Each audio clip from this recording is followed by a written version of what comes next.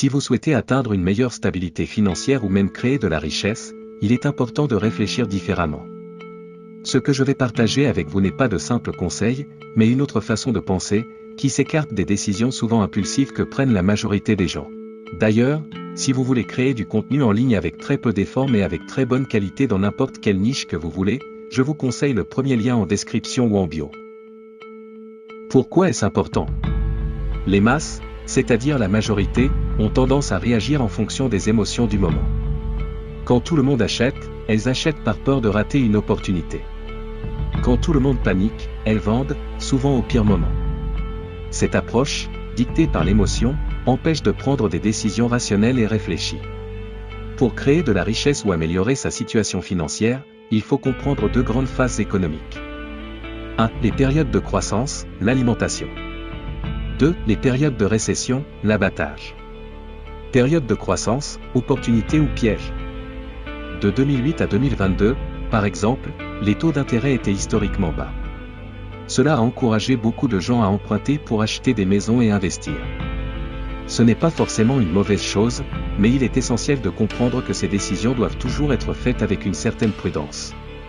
Quand tout semble accessible, on peut facilement se retrouver à vivre au-dessus de ses moyens, sans véritable plan pour rembourser ses prêts. Depuis peu, les taux d'intérêt ont rapidement augmenté, et beaucoup de personnes se retrouvent dans une situation difficile, leur mensualité augmente, et elles ne peuvent plus suivre. Il ne s'agit pas ici de blâmer qui que ce soit, mais de tirer une leçon. Les cycles économiques existent depuis toujours, et comprendre ces cycles peut vous aider à prendre de meilleures décisions. Regardez des exemples comme l'Europe aujourd'hui, l'inflation est élevée, les taux d'intérêt sont également en hausse, mais les salaires, eux, n'ont pas suivi. Cela crée une situation difficile pour beaucoup. Cependant, ceux qui anticipent ces cycles et s'y préparent peuvent s'en sortir beaucoup mieux. Que faire? La clé est de ne pas réagir comme tout le monde.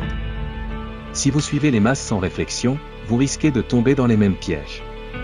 Prenez du recul et posez-vous la question, est-ce le bon moment pour acheter, ou devrais-je l'attendre? Devrais-je vendre, ou patienter? Faites des choix basés sur l'analyse, pas sur l'émotion. En d'autres termes, agissez à contre-courant, achetez quand les autres ont peur et que les prix sont bas, et vendez quand tout le monde est euphorique et que les prix montent trop vite. Leçon à retenir. Il ne s'agit pas ici de dire que les masses ont tort, mais plutôt de souligner qu'une approche réfléchie et différente peut souvent mener à de meilleurs résultats. C'est en ne suivant pas aveuglément les tendances que vous pouvez sortir du lot. Faites confiance à votre propre jugement. Les gouvernements, les banques et les institutions financières ne prennent pas toujours des décisions en votre faveur.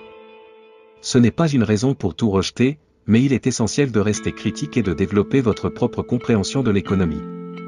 En résumé, comprenez les cycles économiques, prenez du recul avant d'agir, et ne laissez pas vos décisions financières être dictées par la peur ou la panique des autres. Adoptez une vision à long terme, et vous verrez que les opportunités se présenteront.